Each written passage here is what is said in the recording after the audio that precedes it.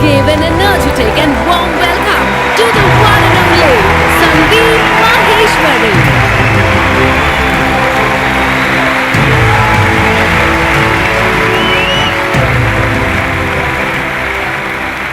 Good morning, everybody.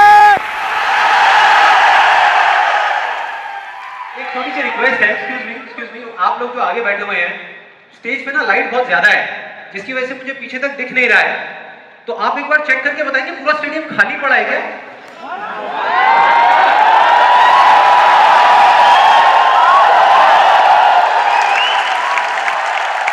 तो एक बार दोबारा ट्राई करते हैं थोड़ी और एनर्जी के साथ में. Good morning everybody.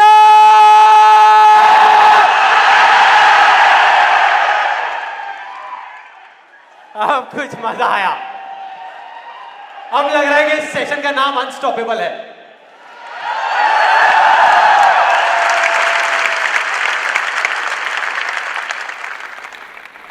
ओके, अब बात करते हैं मेरी. मैं इतना एक्साइटेड क्यों हो रहा हूं? देखो, बहुत सिंपल है. अपने हर सेशन से पहले 15 से 20 मिनट के लिए मैं अपनी आंखें बंद कर लेता हूं. और जब माइंड पूरे तरीके से ब्लैंक हो जाता है, जब माइंड में कोई थॉट्स नहीं होते, तो अपने आप से एक क्वेश्चन करता हूं कि अगर ये दिन मेरी ज़िंदगी का आखिरी दिन हो और मुझे किसी तरीके से पता चल जाए कि मैं कल सुबह नहीं उठने वाला, तो मैं आज क्या करूँगा? ये मेरा क्वेश्चन होता है. और उसके सिर्फ 2 ऑप्शंस होते हैं मेरे पास में, 2 जवाब होते हैं और मैं दूसरे ऑप्शन को चुनता हूँ. पहला ऑप्शन कि कल जो होने वाला है उसको सोच सोच करके मैं रोता रहूँ और परेशान हो जाऊँ. दूसरा ऑप्शन कि जो मेरे पास कुछ घंटे बचे हुए हैं ना, उसमें कुछ ऐसा कर जाऊं, कुछ भी, कि जानने के बावजूद भी कि मैं कल सुबह नहीं उठने वाला, फिर भी आज रात को चैन से सो सकूं, बढ़िया नींद आए.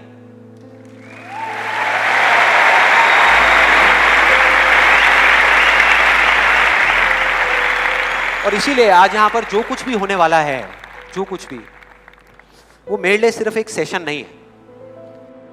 जैसे जैसे सेशन आगे बढ़ेगा आपको समझ आएगा मैं बोल क्या रहा हूं. जैसे जैसे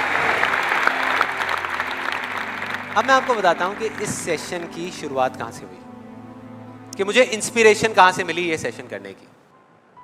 आज से 3 महीने पहले मेरे नाम से एक कुरियर आया ऑफिस में और उस एनवेलप पे लिखा हुआ था the first life changing seminar of Sandeep Maheshwari.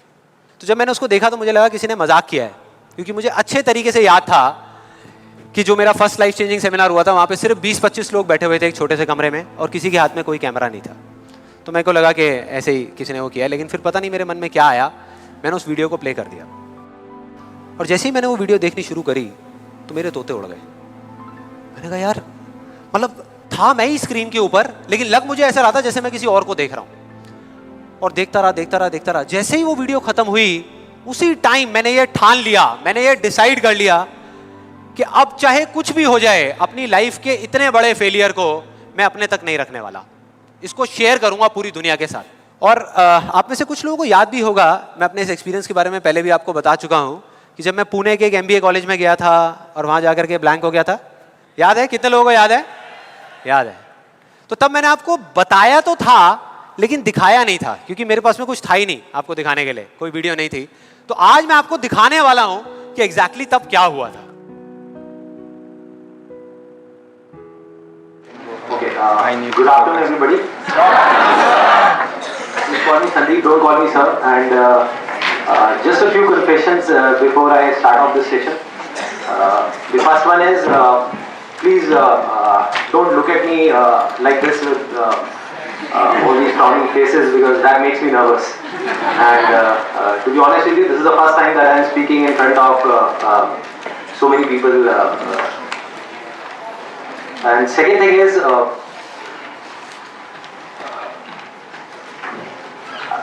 I'll be not talking about the theory part of it. I'll actually focus more on the practical side of how I did whatever I did. Okay, the second confession, which I forgot, that is. To be honest with you, I can speak in English, but the problem is you may understand what I am talking about, but I won't be able to understand what I am talking about. So it's better if I talk in Hindi. So. then coming on to the point directly, the secret of what I feel is of my success. I started my career, I think, at the age of 13, and okay, so I'll come on Hindi. So I'm sorry. Yeah, so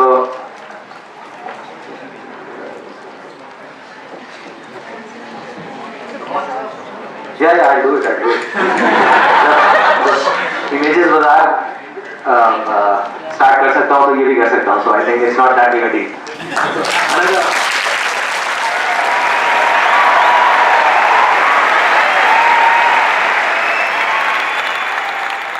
आपने देखा मेरी क्या हालत हुई थी? I think सबका यही हाल होता है जब वहाँ पे स्टेज पे जाते हैं, इतने सारे लोग सामने बैठे होते हैं, सबका यही होता है.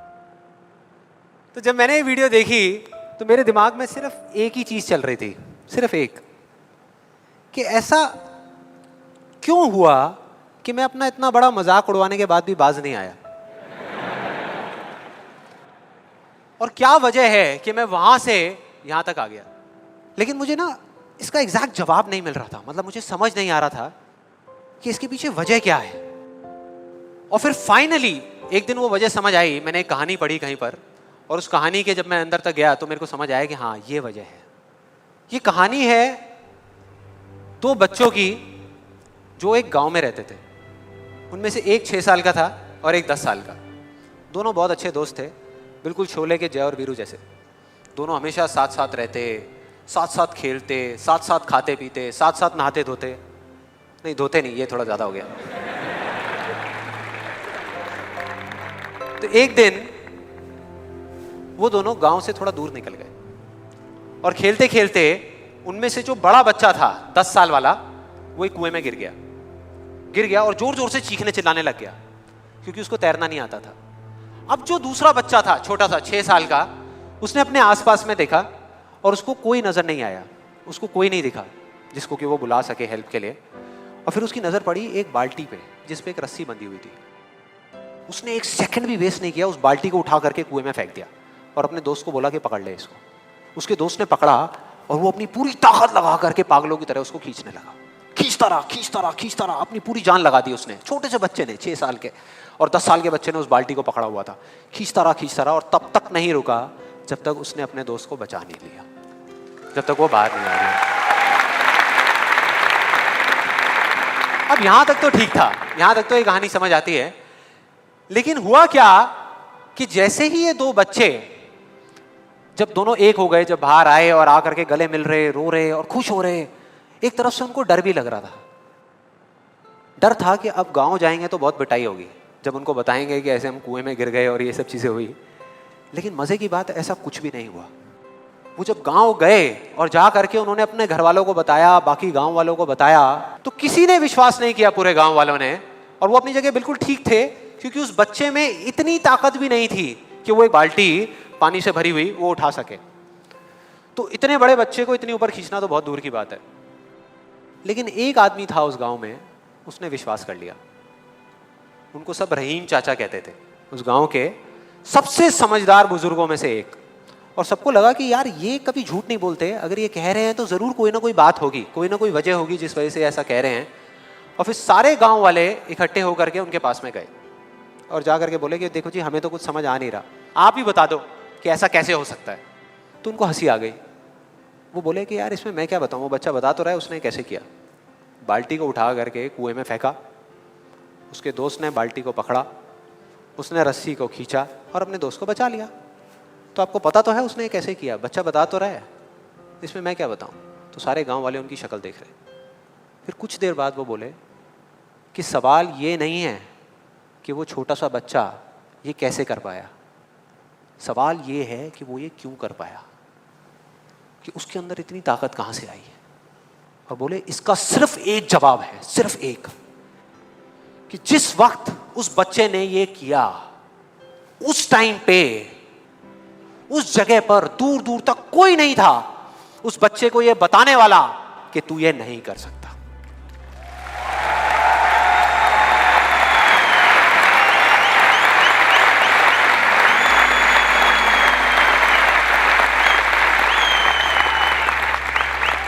बोले कोई नहीं था, कोई नहीं, यहां तक कि वो खुद भी नहीं, वो खुद भी नहीं।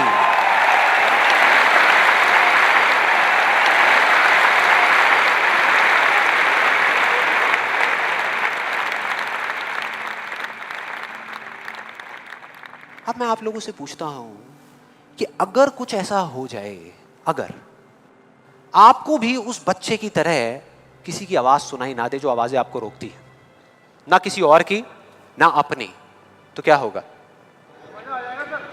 मजा आ जाएगा, राइट? उस बच्चे की तरह आपको भी कोई नहीं रोक पाएगा। You'll be unstoppable, right? Yes और नो? यस और नो? यस और नो? थियोरेटिकली तो ये बात बहुत अच्छी लग रही है सुनने में, लेकिन अगर हम प्रैक्टिकली देखें तो सिर्फ यस बोलने से काम नहीं चलने वाला। ये आप सबको भी पता है और मुझे भी पता है। ये जो अनस्टॉपेबल बनने वाला काम है, उसके लिए क्या करना पड़ेगा? 2 दीवारें तोड़नी पड़ेगी। 2 दीवारें, पहली बनी है दूसरों की आवाज की, कि आपके ऊपर दूसरों की आवाजों का असर होना बंद हो जाए, और दूसरी आपकी खुद की आवाज। ये ज्यादा बड़ी दीवार है। तो अब देखते हैं कि इस पहली दीवार को कैसे तोड़ना है। उस कहानी में उस बच्चे के आसपास में कोई नहीं था उसको रोकने वाला, लेकिन क्या रियल लाइफ में ऐसा होता है? यस और नो? नो। क्या होता है कि हम एक काम करने की सोचते हैं, करना शुरू भी नहीं करते, सिर्फ सोचते हैं कि हमको ये काम करना है, और सामने से 4 लोग आ जाते हैं रोकने के लिए। 4 लोग आ जाते हैं तरह तरह की बातें करने के लिए कि ये नहीं हो सकता। अरे बड़ा इम्प्रैक्टिकल सा आइडिया है। जब कोई नहीं कर पाया तो तू क्या करेगा? होता है ऐसा? कितने लोगों के साथ ऐसा हुआ है? सबके साथ हुआ है और होता रहता है। और मेरे साथ तो पता नहीं कितनी बार हुआ है। किसी के साथ कुछ ज्यादा ही हुआ है लगता है। लगता है उनको राह चलते भी, मेट्रो में भी कोई मिलता है, अबे तू नहीं कर पाएगा, चल।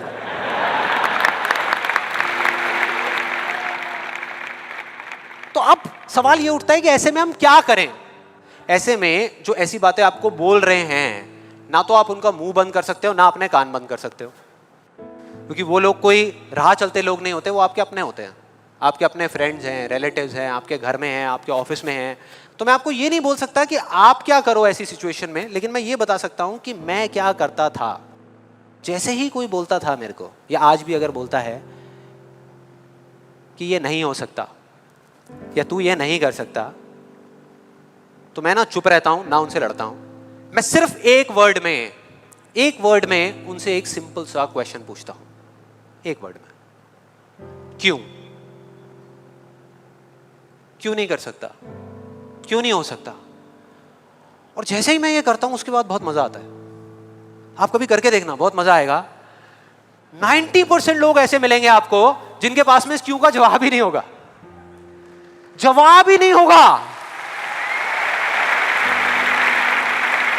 नहीं, वो सोच में पड़ जाते हैं। जैसे मैं पूछता ना क्यों, हाँ क्या, क्यों, ये कैसा सवाल है? तो ये है वो 90% लोग जिनके पास में कोई जवाब ही नहीं होता, या होता भी है तो वो इतना फनी होता है कि आप चाह करके भी अपने आप को हंसने से नहीं रोक पाओगे। जैसे एक बार मेरे साथ हुआ था, जब मैं करीबन आई थिंक 18 साल का था और मैंने नया फोटोग्राफी का कोर्स किया था। तो हमारे घर में एक छोटा सा फंक्शन चल रहा था, और वहाँ पर मैं अपनी मदर के साथ और फादर के साथ में खड़ा हुआ कुछ बातें कर रहा था। इतनी देर में एक सामने से आंटी आई और आकर के बोली, संदीप। हाँ जी आंटी। बेटे क्या नया चक्कर चल रहा है तेरा आजकल? मैं डर गया। मैं मन ही मन सोच रहा, मैंने कहा इनको कैसे पता लगा मेरे नए अफेयर के बारे में? मैं और ही चला गया। फिर मैंने उनको देखा और डरते डरते उनसे मैंने कहा कि भाई आंटी जी क्या मतलब, मैं कुछ समझा नहीं, कौन सा चक्कर, क्या क्या कौन सा? तो आंटी ने बोला, कहते क्यों, तू ये फोटोग्राफी नहीं कर रहा आजकल? ये फोटोग्राफी का कोर्स नहीं किया तूने? तो उन्होंने बोला, मेरी थोड़ी सी जान में जान आई। मैंने कहा अच्छा, फोटोग्राफी की बात हो रही थी। फिर उन्होंने बोला, बेटा अगर तू बुरा ना माने तो एक बात कहूँ। मैंने कहा नहीं नहीं आंटी बोलिए ना। बेटे मेरी अगर तू माने ना, तो ये जो तू फोटोग्राफी के चक्करों में पड़ा है ना, ये सब बेकार की चीज़ें हैं। इससे अच्छा ये है कि तू कोई और ढंग का काम कर ले या अपनी पढ़ाई लिखाई में ध्यान दे। मैंने वही किया जो मैं हमेशा करता था। मैंने कहा क्यों आंटी जी, आपको ऐसा क्यों लगता है कि मेरा फोटोग्राफी में कुछ नहीं हो सकता, ये फोटोग्राफी बेकार की चीज़ क्यों है? तो उन्होंने जवाब दिया कि मेरी बहन का बेटा भी गया था बॉम्बे यही सब करने के लिए जो तू कर रहा है, और उसको 4 साल हो गए धक्के खा रहा है, उसका कुछ नहीं हुआ अभी तक। मैंने फिर सुना, फिर मैंने दोबारा से वही क्यों को ले आकर के चिपका दिया। मैंने उनसे पूछा, लेकिन आंटी मेरे को कुछ समझ नहीं आया कि अगर वो कुछ नहीं कर पाया तो मैं कुछ क्यों नहीं कर पाऊंगा? सीधा सा क्वेश्चन है यार।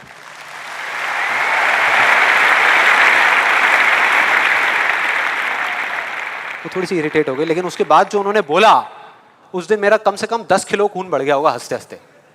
उन्होंने गुस्से से मेरे से पूछा, कहते तेरे कितने % आए थे 12th में?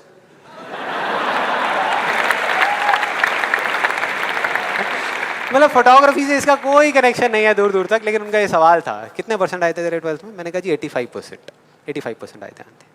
फिर उन्होंने एक अजीब सा एक्सप्रेशन दिया, मेरे को ऐसे देखा जैसे कि मेरे से बड़ा बेवकूफ़ इस पूरी दुनिया में कोई नहीं है, और बोली उसके 92% आए थे।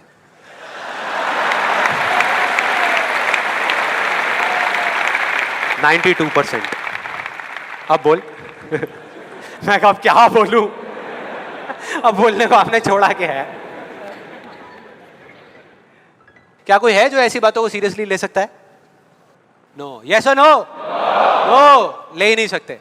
अब बचे 10% लोग जिनके पास में जवाब होता है, एक जेन्युइन वजह होती है। मतलब वो आपको सिर्फ ये नहीं बोलते कि आप नहीं कर सकते, वो आपको बताते हैं कि वो ऐसा क्यों बोल रहे हैं।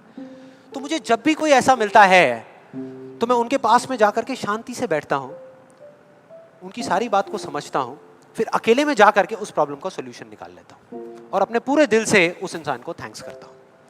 क्योंकि इनडायरेक्टली ऐसे लोग हमको हेल्प करते हैं आगे बढ़ने में। लेकिन इसका मतलब ये नहीं है कि उन 10% लोगों की बातों को मैं ज्यादा सीरियसली लेता हूं, या अगर मेरे को उसका जवाब नहीं मिलता तो मैं रुक जाता हूं। क्योंकि जवाब नहीं है इसका मतलब ये नहीं कि हम चलना बंद करते हैं। फॉर एग्जाम्पल, अगर हम अपने घर से ये सोच करके निकले हैं कि जब सारी लाइट्स ग्रीन हो जाएंगी तब मैं अपने घर से निकलूंगा, तो निकल पाएंगे कभी? कोई भी ऐसा कुछ आपको बोलता है आकर के कि आप ये नहीं कर सकते, तो समझ लेना कि वो बोल तो आपको रहा है, लेकिन उसका इशारा आपकी तरफ नहीं है। वो बस इतना सा कहना चाहता है क्योंकि मैं इस काम को नहीं कर सकता।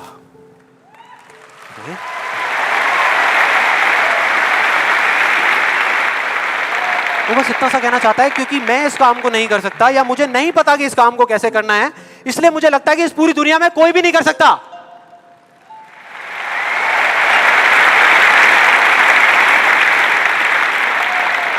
आप में से कितने लोगों ने कहावत सुनी है कि किसी पे जुल्म करना पाप है, लेकिन जुल्म सहना उससे भी बड़ा पाप है?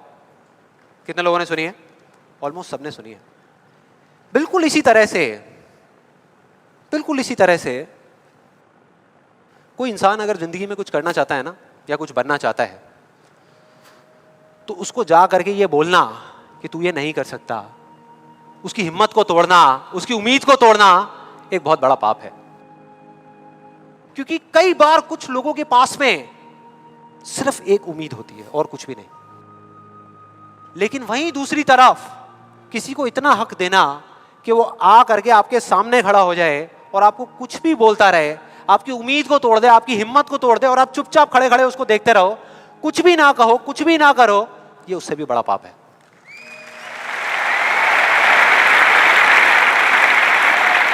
मतलब सिंपल है, ना हमें चुप रहना है, ना किसी से लड़ना है, सिर्फ सवाल करना है क्यों, और फिर देखो उनके कैसे पत्ते खुलते हैं, फिर मजा आएगा।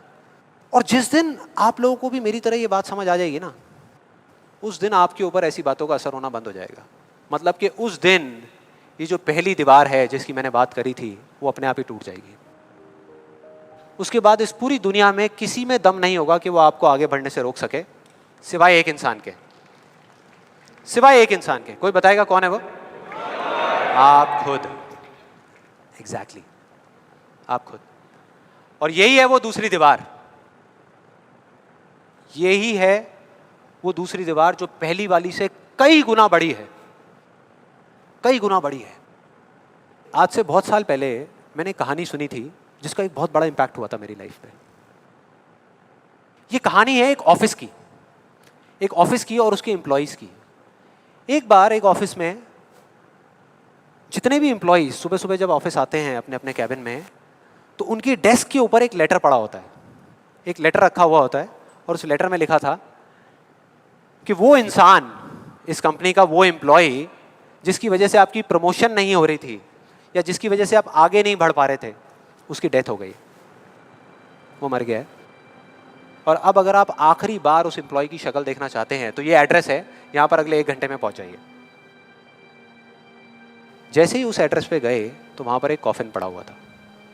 कॉफिन होता है, उसको जब लोगों ने दूर से देखा तो एक तरफ तो सबको दुख हो रहा था, बुरा लग रहा था कि यार ये नहीं होना चाहिए था, और दूसरी तरफ से उनको थोड़ी बहुत खुशी भी हो रही थी कि चलो अच्छा है, मेरी रास्ते का जो सबसे बड़ा पत्थर था वो हट गया। लेकिन फिर एक एक करके जैसे ही वो लोग उस कॉफिन के पास गए और जा करके उन्होंने उस एम्प्लॉय की शक्ल देखी उस कॉफिन के अंदर, तो उन्हें खुद पे शर्म आने लगी, क्योंकि उस कॉफिन में कोई नहीं था, सिर्फ एक शीशा था, एक मिरर था जिसमें उनकी खुद की शक्ल दिख रही थी।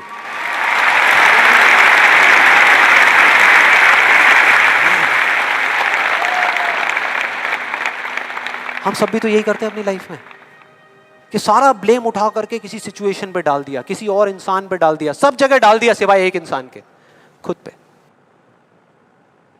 यहां पर कितने लोग इस बात को मानते हैं जो मैंने अभी अभी कही कि आपके रास्ते का सबसे बड़ा पत्थर और कोई नहीं, आप खुद ही हो? कितने लोग मानते हैं? सब लोग मानते हैं। लेकिन एक चीज और है यहां पर बहुत मजेदार, कि कोई भी इंसान, कोई भी, चाहे वो आप हो, चाहे मैं हूं, चाहे कोई भी है, वो जान करके अपने रास्ते का पत्थर क्यों बनेगा? अपना ही नुकसान क्यों करेगा? अपना ही दुश्मन क्यों बनेगा? फॉर एग्जाम्पल, अगर अभी मैं यहाँ पर थोड़ी सी लकड़ियाँ इकट्ठी करके आग लगा दूँ और आप लोगों से रिक्वेस्ट करूँ कि यार प्लीज़ मेरी खातिर 5 मिनट के लिए आ करके इस आग में जल जाओ, 5 मिनट के लिए, कुछ नहीं होगा, मैं गारंटी दे रहा हूँ, आपको बिल्कुल भी दर्द नहीं होगा, बहुत मज़ा आएगा। कितने लोग तैयार हैं यहाँ पर आने के लिए? कितने लोग तैयार हैं? हाँ, जो 1-2 लोग हाथ ऊपर उठा रहे हैं ना, उनको लग रहा है कि मैं भुट्टा सेकने की बात कर रहा हूँ। भाई साहब, आपको सेकने की बात हो रही है उस आग में। कोई नहीं आएगा, कोई नहीं आएगा। क्यों? क्योंकि कोई भी इंसान हो वो जानबूझ करके अपना नुकसान कभी नहीं करेगा, कभी भी नहीं करेगा। तो ये सवाल मेरे को पिछले कई महीनों से तंग कर रहा था, अंदर ही अंदर खा रहा था कि क्या फर्क होता है उन लोगों में जो जाने अनजाने अपने खुद के सबसे अच्छे दोस्त होते हैं और उनमें जो जाने अनजाने खुद के ही सबसे बड़े दुश्मन होते हैं। और फाइनली पिछले महीने मेरे को जवाब मिल गया, सब कुछ समझ आ गया कि क्या फ़र्क है। मैं रोज़ की तरह अपने घर के पास वाले एक पार्क में वॉक कर रहा था और एकदम से ही बहुत तेज़ बारिश शुरू हो गई, बारिश होने लगी एकदम तेज़। तो मैंने इमीडिएटली अपने हाथ ऐसे रखे ताकि मेरे चश्मे पे पानी ना आए और जा करके सीधा एक शेड के नीचे चला गया। उसके कुछ सेकंड्स के अंदर अंदर उस शेड के नीचे और भी बहुत सारे लोग इकट्ठे हो गए। लोग तरह तरह की बातें कर रहे थे, मैं अपने आसपास में सुन रहा था। लेकिन मैंने एक चीज़ नोट करी कि ज़्यादातर लोग, उनका ध्यान बारिश की तरफ नहीं था, बारिश की वजह से होने वाली जो प्रॉब्लम्स थी उसकी तरफ था। जैसे मेरे यहाँ पे थोड़ा सा आगे जा करके 2 लड़के खड़े हुए थे, वो आपस में बात कर रहे थे कि भाई आज ट्रैफिक का बड़ा बुरा हाल होने वाला है, बारिश इतनी तेज़ हो रही है। तो वो इस तरीके की बातें कर रहे। एक वहाँ पे अंकल जी थे पीछे, वाइफ को बोल रहे थे कि भाई मैंने तेरे को पहले ही कहा था कि छाता रख ले, छाता रख ले, अब देख मैं ऑफिस के लिए लेट हो जाऊँगा। तो इस तरह की बातें हो रही थी, तरह तरह की। तभी मैंने एकदम से देखा कि सामने से, मतलब मैं यहाँ खड़ा हुआ था, मेरे यहाँ पे एक लड़का खड़ा हुआ था, मुझे अभी भी एग्जैक्ट याद है। वो लड़का इनफैक्ट वो काफ़ी बड़ा कैरेक्टर था, बहुत सीरियस, मतलब बहुत टेंशन में था वो। हुआ क्या था, उसकी जेब में एक नोट पड़ा हुआ था जो गीला हो गया था, 20 रुपए का। तो वो उसको हिला हिला करके सुखाई जा रहा है, उसको फूंक मार रहा है और ये सब चीज़ें। तो मैं पहले, मेरा ध्यान उसकी तरफ था, फिर मैंने जैसे ही उधर देखा तो उधर से एक आदमी आ रहा था शेड की तरफ। उसका भी एक हाथ ऐसे था, लेकिन दूसरे हाथ से उसने अपनी बच्ची का हाथ पकड़ा हुआ था, छोटी सी बच्ची, 4-5 साल की, बड़ी प्यारी बच्ची। फर्क ये था कि उस बच्ची का हाथ ऐसे नहीं था, उसका हाथ ऐसे था, ऐसे था। और वो बच्ची बड़ी प्यारी प्यारी हरकतें कर रही थी। मैंने देखा वहाँ से, ऐसे उसका हाथ था, बार बार उस पर पानी की बूंदें गिर रही, वो इकट्ठा कर रही और पी रही, इकट्ठा कर रही और पी रही, इकट्ठा कर रही और पी रही। तो जैसे ही वो शेड के पास आए, मैं थोड़ा सा साइड हो गया। तो इधर वो मेरे नोट सुखाने की मशीन थी, इधर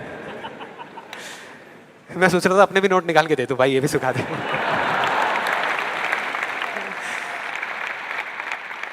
इधर वो बच्ची खड़ी हुई थी, वो छोटी सी प्यारी सी, और मेरा फिर पूरा ध्यान उस बच्ची की तरफ ही था, इतनी इतनी प्यारी बच्ची। और इधर उसके पापा अपने मोबाइल पे कुछ काम कर रहे थे। वो बच्ची को अभी भी चैन नहीं आया, शेड के नीचे आ गई, लेकिन अभी भी बार बार अपना हाथ बाहर निकाल के, एक हाथ से पापा को पकड़ा हुआ डर रही, दूसरे हाथ से ऐसे बाहर निकाल के बार बार पानी भर रही और पी रही। कभी पानी भर रही, अपने मुंह पे फेंक रही। फिर थोड़ी देर बाद पता नहीं उसके मन में क्या आया, उसने अपने पापा से पूछा कि पापा ये बारिश रोज क्यों नहीं होती? बड़ा अजीब सा क्वेश्चन था। उसके पापा ने कहा, वो अपने मोबाइल पे लगे हुए थे, हाँ बेटा होगी होगी, रोज होगी, रोज होगी, रोज होगी। वो बच्ची फिर अपने खेल में लग गई। फिर थोड़ी देर बाद पता नहीं क्यों उसने दोबारा से पूछा अपने पापा से, बताओ ना पापा रोज क्यों नहीं होती? इस बार उसको कोई जवाब नहीं मिला, लेकिन मुझे मिल गया। मुझे सब कुछ समझ आ गया कि क्या वो वजह है, क्या फर्क होता है उन लोगों में जो खुद के सबसे अच्छे दोस्त होते हैं और खुद के सबसे अच्छे दुश्मन होते हैं। क्या फर्क है उन दोनों लोगों में? देखो बहुत सिंपल है। जब बारिश होती है आसमान से, हम सबके ऊपर होती है, क्या एक जैसे होती है या अलग अलग तरीके से होती है? एक जैसे होती है, कोई पार्शियलिटी नहीं करती। आप अमीर हो, गरीब हो, काले हो, गोरे हो, बच्चे हो, बड़े हो, कोई फर्क करती है क्या बारिश? नहीं करती, सब पे एक जैसी होती है। बिल्कुल उसी तरह से वो शक्ति, वो एनर्जी जिससे पूरी दुनिया चल रही है,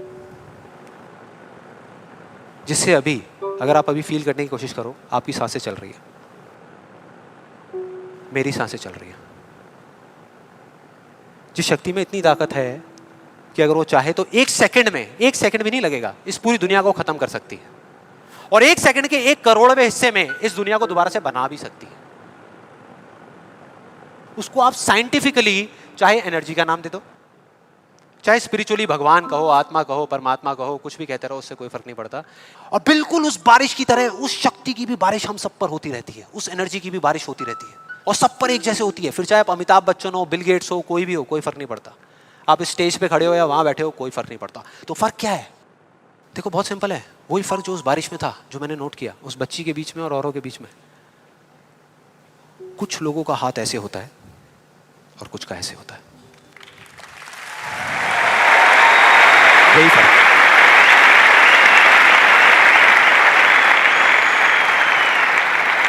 जिनका ऐसे होता है वो बारिश उन पर होती तो है, लेकिन छू करके बह जाती है, चली जाती है, उनके अंदर तक नहीं जा पाती, अपना काम नहीं कर पाती। लेकिन जिनका ऐसे होता है वो उसको पी लेते हैं, उनके अंदर चली जाती है, और उसके बाद में जो काम करती है वो एनर्जी करती है, नाम इंसान का हो जाता है।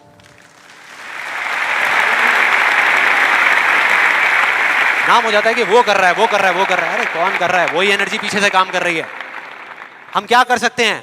अगर मैं आपको कहूं कि हमारी बॉडी के जितने भी फंक्शंस हैं, उसमें से 99% फंक्शन से ज्यादा ऐसे हैं, डाइजेशन से लेकर के, ब्रीदिंग से लेकर के, ये सारी चीजें जो हम कंट्रोल नहीं करते, जो हमारे कंट्रोल में है ही नहीं। 1% चीजें हम कंट्रोल करते हैं और 100% क्रेडिट ले जाते हैं। और अब मजे की बात पता है क्या है? सबसे मजेदार बात कि यहां पर हम जितने भी लोग बैठे हुए हैं ना, हम सबको पता है कि अगर हमारे हाथ अभी ऐसे हैं तो ऐसे कैसे लाने हैं, क्योंकि बचपन में हम सबके बाय डिफॉल्ट हाथ ऐसे ही थे, सबके। फिर धीरे धीरे कुछ लोगों के यहाँ चले गए, कुछ के यहीं रह गए। जिनके यहाँ रह गए उनको हम सक्सेसफुल बोलते हैं, जिनके यहाँ चले गए उनको हम फेलियर्स बोलते हैं, अलग अलग फील्ड्स में। तो कोई बताएगा कि ऐसा क्या था जो बचपन में हम एक दिन में हजारों बार करते थे और अब हजारों दिनों में एक बार भी नहीं करते? याद करो वो बच्ची क्या कर रही थी उस पार्क में, बार बार क्या कर रही थी? एग्जैक्टली क्वेश्चन पूछ रही थी, मतलब के सवाल कर रही थी। Let's give a big hand for her.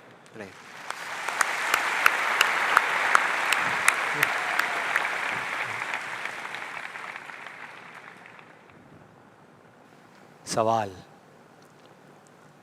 ऐसा क्यों होता है? हम ऐसा क्यों करते हैं? बताओ ना पापा, हम ऐसा क्यों करते हैं? कोई जवाब नहीं मिला, हमने सवाल पूछने बंद कर दिया।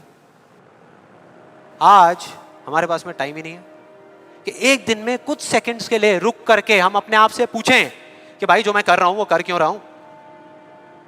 पता ही नहीं है, ध्यान ही नहीं है उस तरफ। और जब तक उस तरफ ध्यान नहीं होगा कुछ नहीं होगा। और सिर्फ उस पर विश्वास मत करो जो मैं बोल रहा हूं, हिस्ट्री को उठा करके देख लो। कोई भी इंसान किसी भी फील्ड में अगर सक्सेसफुल हुआ है तो उसमें और बाकी लोगों में क्या फर्क था? क्या वो दूसरों से ज्यादा इंटेलिजेंट था? क्या उनके पास दूसरों से ज्यादा जवाब होते हैं? यस और नो? नो। उनके पास में दूसरों से ज्यादा अच्छे सवाल होते हैं। हर चीज में एक ही सवाल कि अगर ये दुनिया ऐसी है तो ऐसी क्यों है, और क्यों मैं इस दुनिया को बदल नहीं सकता? अगर पूरी दुनिया मुझे ये कहती है, मेरे घर वाले मुझे कहते हैं कि मेरी तो किस्मत ही खराब है, मेरी हाथ की लकीरों में ही कमी है, तो क्यों मैं अपनी हाथ की लकीरों को नहीं बदल सकता? हर चीज में एक ही सवाल।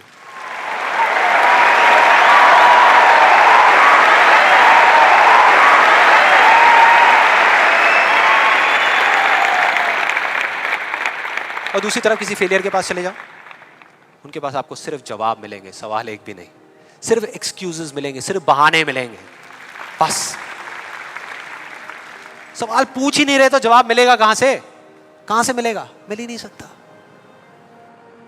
तो मैं क्या कह रहा हूं कि लाइफ में आप जो कुछ भी कर रहे हो, जो भी, उससे कोई फर्क नहीं पड़ता, लेकिन अगर आपके पास में इस क्यों का बिल्कुल क्लियर जवाब है तो उस काम को आप पूरे विश्वास के साथ कर रहे हो। और अगर इस क्यों का जवाब ही नहीं है तो आप सिर्फ उस काम को अंधविश्वास पे कर रहे हो, जो आज नहीं तो कल टूटेगा ही टूटेगा। फॉर एग्जाम्पल, मैं आपको एक रियल लाइफ एग्जाम्पल से बताता हूँ। क्या कभी आप लोगों के साथ ऐसा कुछ हुआ है कि घर में कोई बड़ा सा फंक्शन चल रहा हो, जैसे किसी की शादी हो रही हो, और वहाँ पे कोई रिलेटिव बीमार हो गया? हुआ है? कितने लोगों के साथ हुआ है ऐसा? हुआ है। तो ऐसे में क्या होता है? क्या होता है? जैसे ही एक किसी की तबीयत खराब होती है तो बाकी लोग क्या करते हैं? डॉक्टर बन जाते हैं, अपनी अपनी राय देते हैं आकर के। मेरी फैमिली में भी एग्जैक्टली बिल्कुल ऐसा ही हुआ था। मेरी एक कज़न सिस्टर की शादी थी और मेरे एक अंकल आए हुए थे अब्रॉड से। उनकी तबीयत खराब हो गई, उनको बुखार हो गया, और जैसे ही एक एक करके सब लोगों को पता लगा तो सब लोग आए और आ करके अपने अपने आइडियाज़ देने लगे। एक आंटी जी आई, काढ़ा बना करके, अपना अदरक का, तुलसी का, शहद का वो काढ़ा बना करके, बेटा ये पी लो, 2 घंटे में ठीक हो जाओगे, बुखार अभी उतर जाएगा, बहुत पुराना नुस्खा है। उसके बाद में एक अंकल आए, बड़े फनी, वो आ करके उन्होंने ऐसे उनके सर पे हाथ रखा, गर्म हो रहे हैं। फिर उन्होंने कहा कुछ नहीं है, इनको ठंडी बर्फ़ की पट्टियाँ कर दो, अभी सारा बुखार उतर जाएगा। ऐसे सब तरह तरह के लोग आ रहे थे, तरह तरह के, और अपने अपने आइडियाज़ दे रहे थे। सबको पूरा विश्वास था कि ये करने से वो ठीक हो जाएंगे, उनका बुखार उतर जाएगा। लेकिन इसका बिल्कुल उल्टा हुआ। अगले दिन सुबह उनका बुखार कम होने की बजाय और बढ़ गया, तेज़ हो गया। और अब ऐसे में बड़ा मज़ा आता है कि जो लोग जितना ज़्यादा कॉन्फिडेंट थे ना अपने नुस्खे को लेकर के, वो उतना ही पीछे हट गए। उनका जवाब था कि भाई मैं तो कल ही कह रही थी कि डॉक्टर को बुला लो, किसी ने मेरी सुनी नहीं। हाँ? डॉक्टर आया, वहाँ पे आ करके उसने पूरा चेकअप किया, कुछ टेस्ट बताए, शाम तक रिपोर्ट्स आई और पता लगा कि उनको मलेरिया था। डॉक्टर को जैसे ही पता लगा उसने कुछ दवाई दी और अगले कुछ दिनों में वो बिल्कुल ठीक हो गए। तो क्या फर्क था डॉक्टर में और बाकी लोगों में? डॉक्टर ने कुछ भी करने से पहले, मतलब कि अपना इलाज शुरू करने से पहले, कोई भी नुस्खा बताने से पहले ये पता लगाया कि उनको बुखार क्यों हुआ, और बाकी किसी ने ये पता लगाना जरूरी ही नहीं समझा कि उनको बुखार हुआ क्यों। डॉक्टर को पता था कि उस बीमारी का कॉज क्या है, उसकी जड़ क्या है, उसकी वजह क्या है, और इस वजह से उसको पूरा विश्वास था कि मैं ये दवाई दूंगा और वो ठीक हो जाएंगे। बाकी सब जो कह रहे थे कि हमको विश्वास है, उनको सिर्फ अंधविश्वास था कि वो ठीक हो जाएंगे, वो विश्वास नहीं था।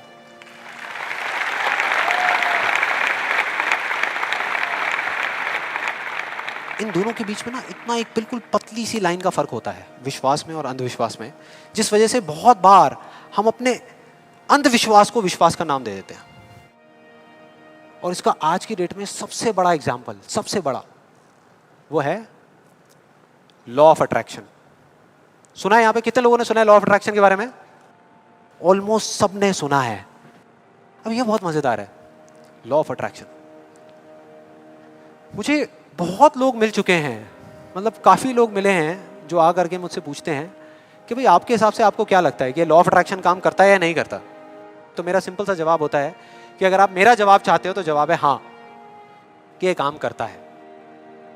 साइंटिफिकली जिसको बोलते हैं law of cause and effect, और स्पिरिचुअली जिसको बोलते हैं लॉ ऑफ कर्मा, ये उसके ऊपर बेस्ड है। तो इसमें कोई शक नहीं है कि ये काम करता है, लेकिन वैसे नहीं जैसे कि कुछ लोग अपनी बुक्स के थ्रू और वीडियोस के थ्रू इसके बारे में बता रहे हैं, वैसे नहीं। आप में से कितने लोगों ने वीडियो देखी है?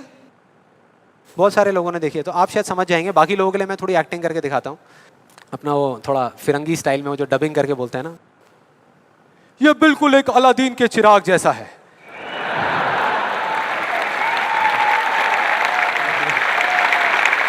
बिल्कुल ऐसा लगता है किसी चमत्कारी बाबा की बात हो रही है कि वो आशीर्वाद रखेंगे और काम हो जाएगा 1 सेकंड में। बिल्कुल ऐसा लग रहा है सुनने में। ये बिल्कुल एक अलादीन के चिराग जैसा है, आपको सिर्फ हुक्म देना है कि आप क्या चाहते हैं। आपको बंगला चाहिए, आपको गाड़ी चाहिए, आपको पैसा चाहिए, आपको सिर्फ बताना है कि आपको क्या चाहिए, फिर देखिए क्या होगा। ये प्रकृति आपके सुर से सुर मिलाएगी, ताल से ताल मिलाएगी।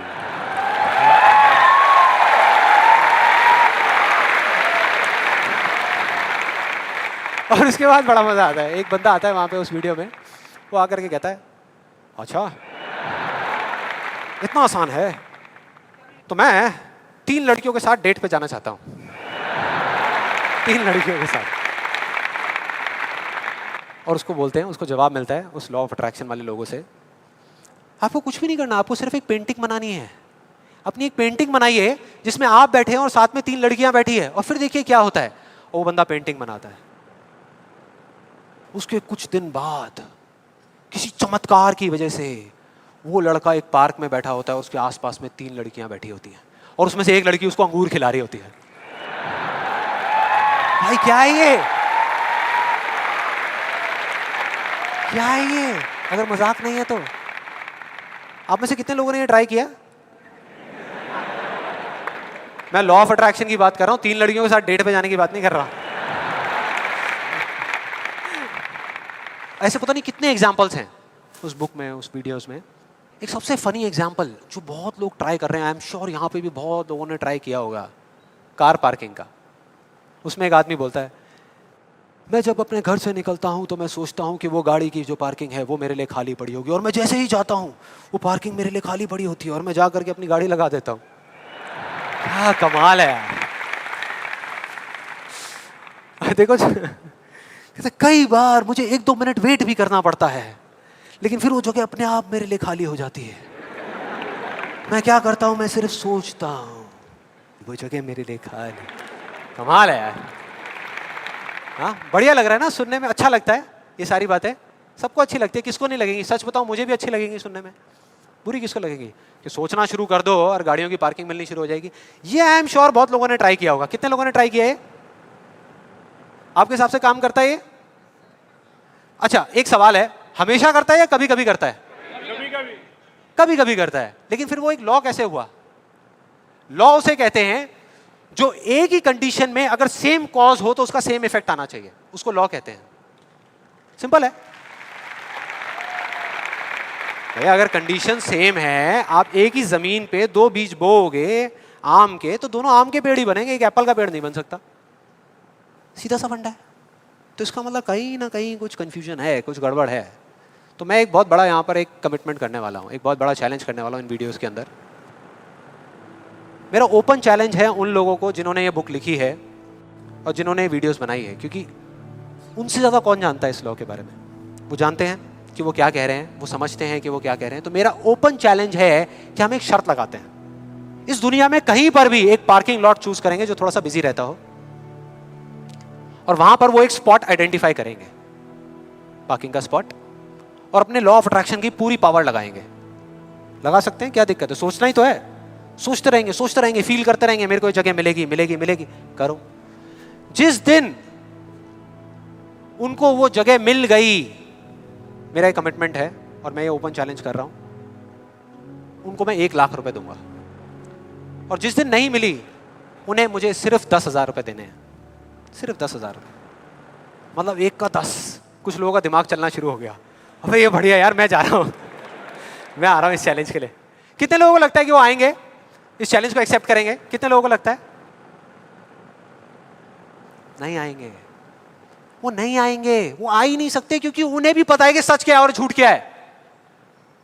वो सब अच्छे तरीके से इस बात को जानते हैं, क्योंकि मैं जिस लॉ के बेसिस पे बात कर रहा हूं, मैं कोई थियोरेटिकल कॉन्सेप्चुअल बात नहीं कर रहा, मैं बात कर रहा हूं लॉ ऑफ प्रोबेबिलिटी के बेस पे, जिसके बेस पे इस दुनिया के सारे कैसीनोस चल रहे हैं। एक बिजी पार्किंग है 100 गाड़ियों की, उनको उस स्पॉट पे पार्किंग मिलने की प्रोबेबिलिटी क्या है? 1:100 एग्जैक्टली, 1%। उनको नहीं मिलने की क्या है? 99:100। मतलब यहां पर एक बहुत बड़ा मैसेज है, जरूरी नहीं है जो बातें सुनने में अच्छी लग रही है वो एक्चुअल में अच्छी हो। यहां किसी ने बैंक लोन लिया हुआ है? किसी ने कोई बैंक लोन लिया हुआ है? हाँ, तो जो आपने बैंक लोन लिया हुआ है, आपकी मंथली EMI जाती होंगी बैंक को, इंस्टॉलमेंट जाती होंगी, जाती हैं? तो अब मैं आपको 2 ऑप्शंस देने वाला हूं, 2 ऑप्शंस। आप बताना आपको सुनने में कौन सा ऑप्शन ज्यादा अच्छा लग रहा है। पहला ऑप्शन कि आप जो काम कर रहे हो उसको पूरा दिल से करो, दिन रात करो, खूब काम करके जो आप पैसा कमाते हो उससे वो इंस्टॉलमेंट्स पे कर दो। दूसरा ऑप्शन है कि आपको ये सोचना है कि बैंक अपना जो लोन है वो माफ कर देगा और अपना पैसा वापस मांगना बंद कर देगा, और रातों रात कहीं से आपके कोई दूर के अंकल आपको 25-25 हजार रुपए महीने के चेक भेजना शुरू कर देंगे। कौन सा ऑप्शन ज्यादा अच्छा लग रहा है सुनने में, पहला या दूसरा? दूसरा। यही वजह है, इसी वजह से ये सब हो रहा है। वो जो झूठ बोल रहे हैं ना, उनकी कोई गलती नहीं है, वो ही बोल रहे हैं जो लोग सुनना चाहते हैं, और वो नहीं जो सच है, क्योंकि सच बहुत कम लोग सुनना चाहते हैं। इस वजह से सारी चीजें हो रही हैं।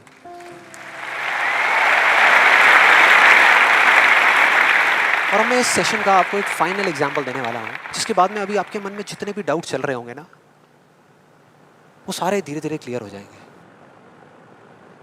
ये एग्जांपल है 2 लड़कों का, 2 लड़कों का जिनकी एज है 18 साल, और दोनों का एक ही डिजायर है कि मेरे को एक BMW गाड़ी चाहिए। दोनों का यही है, और अगले 10 साल के अंदर अंदर चाहिए, बस तरीका थोड़ा सा अलग अलग है। जो पहला लड़का है उसने क्या किया, अपना एक गोल सेट किया। उसने एक अपनी डायरी में लिख दिया, पोस्टर्स ला करके उस गाड़ी के अपने घर में लगा दिए जगह जगह पर। 24 घंटे उस गाड़ी के बारे में सोचने लग गया कि ये गाड़ी मुझे चाहिए चाहिए चाहिए। रोज रात को बैठ करके फील करता कि मेरे को गाड़ी मिल गई है, आवाजें निकालता, जू जू जू ये वो, और करते करते ब्रेक मार रहा है, ये कर रहा है, वो कर रहा है। एक्चुअल में नहीं मिली है, इमेजिन कर रहा है, फील करने की कोशिश कर रहा है, उस गाड़ी को एक्सपीरियंस करने की कोशिश कर रहा है, क्योंकि ऐसा बहुत बुक्स में लिखा हुआ है। लॉ ऑफ अट्रैक्शन में भी यही बताया गया है। यस और नो? अब इसको करने से क्या हो रहा था? पहले उसकी सिर्फ एक विश थी, एक चाह थी कि हाँ मेरे को ये गाड़ी मिल जाए, नहीं भी मिले तो कोई फर्क नहीं पड़ता, लेकिन अब उसका वो बर्निंग डिजायर बन गया। अब उसको गाड़ी हर हालत में चाहिए ही चाहिए अगले 10 साल में। अब आप में से कुछ लोग सोच रहे हो, आप में से कितने लोगों ने मेरा इल्यूजन टू रियलिटी वाला सेशन देखा है? आप सोच रहे हो कि यार आपने इल्यूजन टू रियलिटी में भी तो यही बात करी है, और आप खुद ही उसके अगेंस्ट बोल रहे हो। लग रहा है कुछ लोगों को, लग रहा है ऐसा लग रहा है। देखो मैंने क्या कहा था आपको अभी थोड़ी देर पहले, कि विश्वास और अंधविश्वास में सिर्फ एक पतली सी लाइन का फर्क होता है, इधर कुछ और इधर कुछ और। अगर आप ध्यान से मेरी जितनी भी वीडियोस देखोगे, आज तक मैंने जो कुछ भी कहा उसको देखोगे, तो मैंने किस चीज के बारे में बात करी है? किसी चीज को हासिल करने के बारे में, गाड़ियों के बारे में, पैसे के बारे में, बंगले के बारे में, या किसी काम पे फोकस करने के बारे में? काम पे फोकस करने के बारे में, चीज के बारे में नहीं। मतलब इस टेक्निक में कोई कमी नहीं है। इस टेक्निक को यूज जो लोग कर रहे हैं 90% वो गलत तरीके से कर रहे हैं, जिस वजह से प्रॉब्लम्स क्रिएट हो रही है। अब दूसरे लड़के की बात करते हैं, उसमें और इसमें क्या फर्क था। दूसरा जो लड़का था उसका भी डिजायर था कि मुझे ये गाड़ी चाहिए, बस एक छोटा सा फर्क था। उसने एक सवाल पूछ लिया अपने आप से, उसने एक सवाल पूछ लिया अपने आप से कि मुझे ये गाड़ी क्यों चाहिए, क्यों चाहिए। अब ये काम ना बड़ा बोरिंग लगता है सुनने में कि यार क्यों चाहिए, ये सोचने की क्या जरूरत है, सीधा गाड़ी लो ना, शॉर्टकट फटाफट। लेकिन नहीं, उसने ऐसा नहीं किया, उसने गलती नहीं करी, उसने पूछ लिया। और जब हम सवाल पूछते हैं तो क्या होता है, जवाब मिलता है, जवाब मिलता है, और उसको मिल गया। जवाब ये था कि मैं ये गाड़ी इसलिए चाहता हूँ क्योंकि मैं अपने फ्रेंड्स को, अपने रिलेटिव्स को, इस पूरी दुनिया को ये प्रूव करना चाहता हूँ कि मैं भी सक्सेसफुल हो सकता हूँ।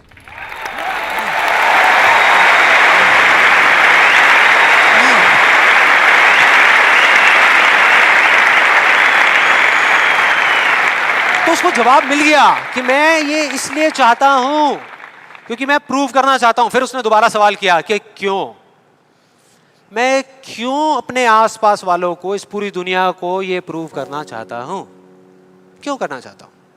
और फिर उसको एक जवाब मिला, क्योंकि मेरे आसपास में जितने भी लोग हैं वो सब यही कर रहे हैं। उसने एक आखिरी सवाल पूछा और जब उसका जवाब मिला ना तो वो हिल गया, उसके सारे फंडे क्लियर हो गए। वो सवाल था कि सब ऐसा क्यों कर रहे हैं, और उसको जवाब मिला, सब ऐसा इसलिए कर रहे हैं क्योंकि सब ऐसा ही कर रहे हैं। बस उसको समझ आ गया कि एक रेस लगी हुई है जहां पर सब भाग रहे हैं, कोई तेज भाग रहा है, कोई धीरे भाग रहा है, लेकिन किसी को पता ही नहीं है कि वो भाग क्यों रहे हैं। और जैसे ही उसको ये समझ आया, उसको ये जवाब मिला, तो उसको ये तो नहीं पता था कि मैं अब क्या करने वाला हूं, लेकिन उसको ये समझ आ गया कि मुझे क्या नहीं करना। उसने डिसाइड कर लिया उसी टाइम, उसी मोमेंट में ये डिसाइड कर लिया कि मुझे नहीं बनना इस रैट रेस का हिस्सा, मुझे नहीं प्रूव करना किसी को कुछ भी, मुझे नहीं चाहिए कोई गाड़ी वाड़ी। अब मैं वो करूंगा जो मेरा दिल कहता है, जो मेरे अंदर की आवाज है। बाढ़ में गई दुनिया। और जैसे ही उसको ये अंदर से उसकी आवाज आई कि मुझे ये चीज करनी है, तो वो जवाब उसके अंदर से ही निकल करके आ गया।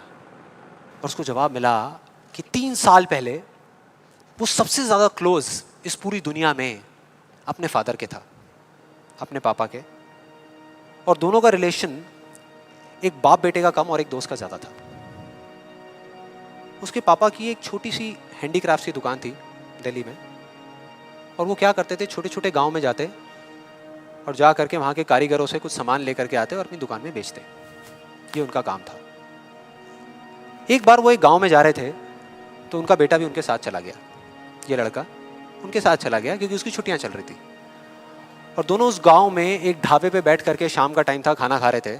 खाते खाते एकदम से उसके फादर के यहाँ पे दर्द उठा, लेफ्ट साइड में दर्द होना शुरू हो गया, और उस लड़के ने एक सेकंड भी नहीं लगाया, फटाफट से अपने फादर को लेकर के एक पास के हॉस्पिटल में चला गया। वहां जाकर के जो डॉक्टर्स थे उस गांव के हॉस्पिटल के, उन्होंने कहा कि आप इनको जल्दी से जल्दी किसी बड़े हॉस्पिटल में ले जाओ, टाइम नहीं है। लेकिन वो बड़ा हॉस्पिटल उस गांव से 3 घंटे की दूरी पे था। और जब वो वहां पहुंचा और उसको, उसके फादर को इमरजेंसी वार्ड में लेकर के गए, तब तक सब ठीक था। लेकिन उसके 10 मिनट बाद डॉक्टर्स आए और आकर के उन्होंने बोला, वी आर सॉरी, अगर आप 15 मिनट पहले आ जाते तो हम कुछ कर सकते थे। 15 मिनट पहले। अब जैसे ही इस लड़के के साथ ये हुआ था तो बिल्कुल सुन्न हो गया था, मुंह से एक वर्ड बाहर नहीं आ रहा था, उसको समझ ही नहीं आ रहा था कि मैं क्या बोलूं, क्या सोचूं। उसने ऐसा कुछ सोचा ही नहीं था, एकदम से हो गया, एकदम से हो गया। और उसके काफी देर बाद जाकर के, उसके 5-10 मिनट बाद जाकर के उसके अंदर से एक चीख निकली थी, एक अजीब सी बात निकली थी जो उसको उस टाइम पे नहीं समझ आई थी कि ये बड़े डॉक्टर्स बड़े शहरों के बड़े हॉस्पिटल्स में ही क्यों होते हैं, छोटे छोटे गांव में क्यों नहीं होते।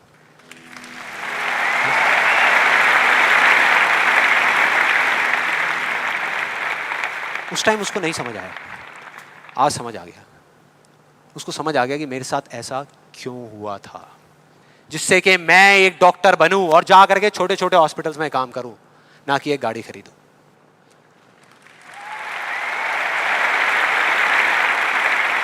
और इस एक सवाल ने, एक वर्ड के सवाल ने, क्यों ने, उसकी पूरी पूरी लाइफ का डायरेक्शन ही चेंज कर दिया। जहां एक तरफ उससे एक दिन में 1 घंटा भी पढ़ाई नहीं होती थी, अब वो दिन में 12-12 घंटे पढ़ने लगा। उसके कुछ साल बाद वो एक हार्ट सर्जन बन गया और जा करके कुछ बड़े हॉस्पिटल्स में बड़े डॉक्टर्स को असिस्ट करने के बाद में छोटे छोटे गांव में चला गया। ये थी उस दूसरे लड़के की कहानी।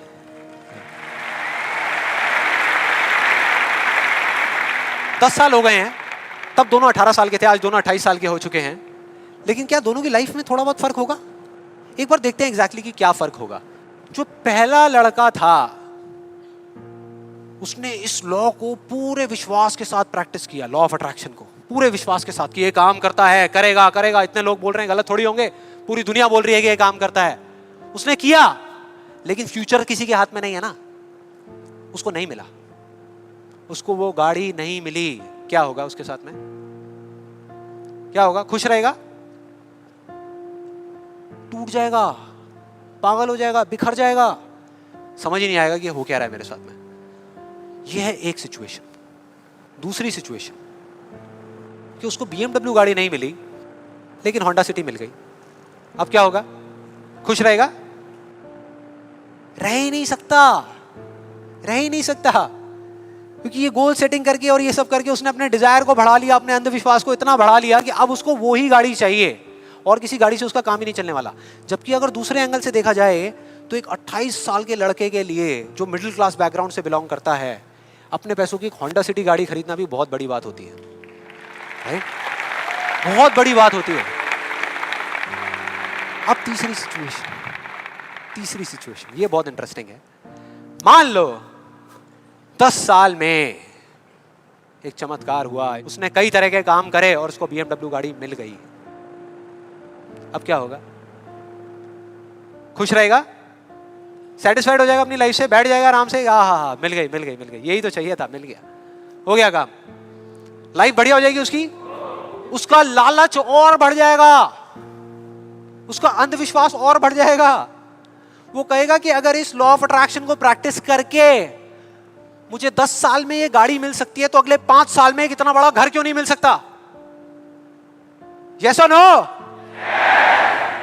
मतलब कि उसको सब कुछ मिल चुका होगा लेकिन वो उसको छोड़ करके फ्यूचर के अंदर किसी और चीज को पकड़ लेगा। सब कुछ होने के बाद भी वो फ्यूचर में जिएगा और उसकी हालत बिल्कुल एक ऐसे खरगोश के जैसी हो जाएगी जिसके सर के सामने किसी ने डंडा लगा करके गाजर को टांग दिया। इमेजिन करो कैसा होगा वो खरगोश, जो उस गाजर को देख तो सकता है, बिल्कुल उसकी आंखों के सामने है, उसको खाने के लिए भाग भी सकता है लेकिन कभी खा नहीं सकता, मरते दम तक सिर्फ भाग सकता है, खा नहीं सकता। क्योंकि उसकी जो खुशी है वो उस काम में नहीं है जो वो काम कर रहा है, किसी चीज में है, बाहर है, उसके अंदर नहीं है। अब देखते हैं दूसरे लड़के को। ये बहुत इंटरेस्टिंग है कि इस दूसरे लड़के का क्या होगा। 10 साल हो गए, वो छोटे छोटे गांव में जा करके अपना काम कर रहा है और पहली सिचुएशन, उसको गाड़ी नहीं मिली, BMW गाड़ी उसको चाहिए थी 10 साल पहले लेकिन आज नहीं मिली, तो क्या होगा? क्या होगा? खुश रहेगा। उसकी खुशी किसी गाड़ी में नहीं है, किसी चीज में नहीं है, उसके काम में है। कल जो मिलने वाला है उसमें नहीं है, आज जो वो कर रहा है उसमें है।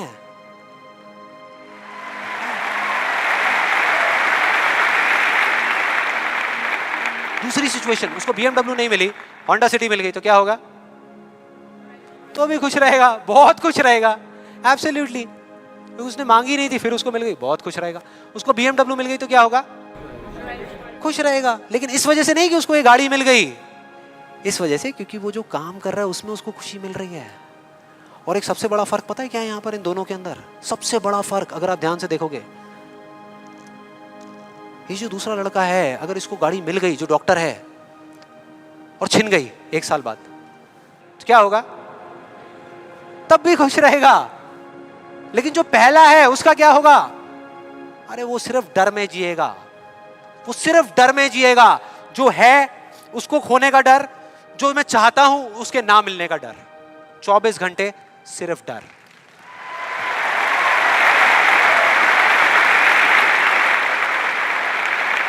डर ही डर, सब कुछ होगा उसके पास में लेकिन फिर भी अंदर से डरा हुआ होगा, यार कोई मेरी गाड़ी ले ना ले, अरे कोई इस पे स्क्रैच ना मार दे।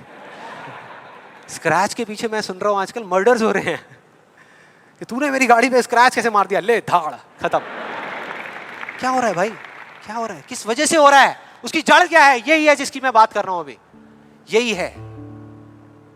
अभी तक मैंने जो कुछ भी कहा है उसको एक लाइन में अगर इन दो के बीच का फर्क आपको बताऊं तो वो ये है, पहला आदमी बोल रहा है कि इस चीज को पाने के लिए मैं कोई भी काम करने को तैयार हूं।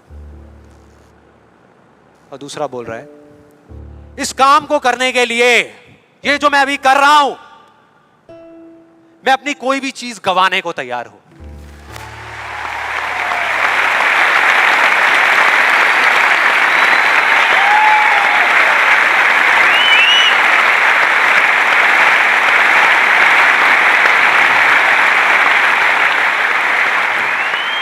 एक की जिंदगी का मकसद है, जो पहला है पाना, हासिल करना, उस चीज पे कब्जा करना किसी भी तरीके से, बस वो चीज मेरे हाथ में आ जाए। फिर चाहे इसके लिए उसको धर्म के रास्ते पे चलना पड़े या अधर्म के, वो चलेगा। उसको सही काम करना पड़े या गलत करना पड़े, वो करेगा। लेकिन दूसरा, उसके लिए अपने अंदर की आवाज को सुन करके, अपने अंदर की मतलब कि अपने दिल की आवाज को सुन करके किया गया कर्म ही इस दुनिया का सबसे बड़ा धर्म है।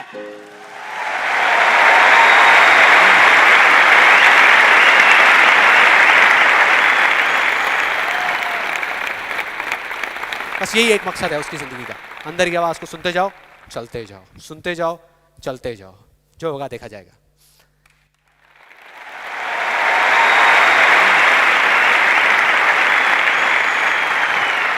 और इस गलत फहमी में मत रहना कि जो पहला है उसको दूसरे से ज्यादा मिलेगा, ये सोचना भी मत।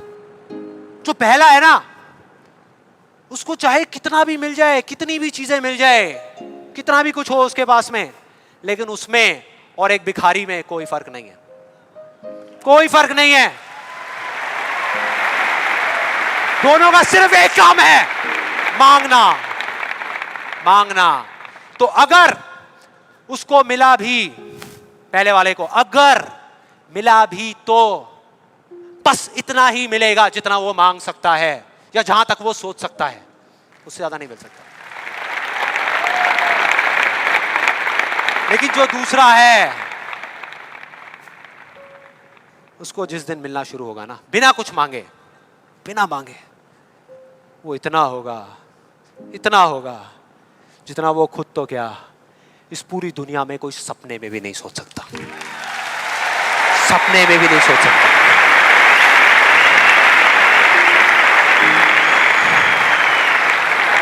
और इसका जो मैं आपको बोल रहा हूं, एक जीता जागता एग्जाम्पल आपके सामने खड़ा है।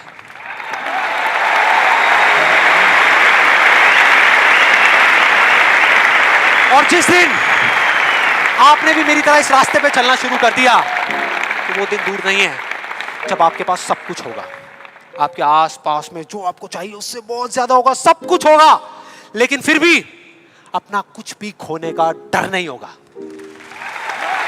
चला जाए, चला जाए, चला जाए, ये जाए, वो जाए, कुछ भी जाए, कोई डर नहीं है। और ये डर नाम की दीमक है ना, जो लोगों की आंखों में दिखती है, जो अंदर ही अंदर लोगों को खोखला कर रही है, वो आपके अंदर जाना तो दूर, आपको छू भी नहीं पाएगी, छू भी नहीं पाएगी। You will be fearless। ना जीने का लालच, ना मरने का डर। जो करोगे यहां से करोगे।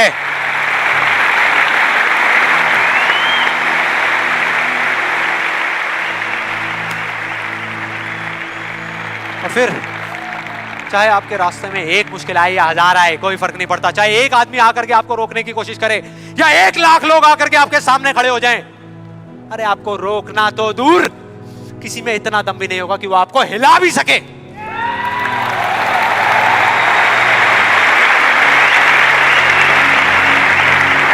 क्योंकि उस दिन आप पर खुद उसका हाथ होगा।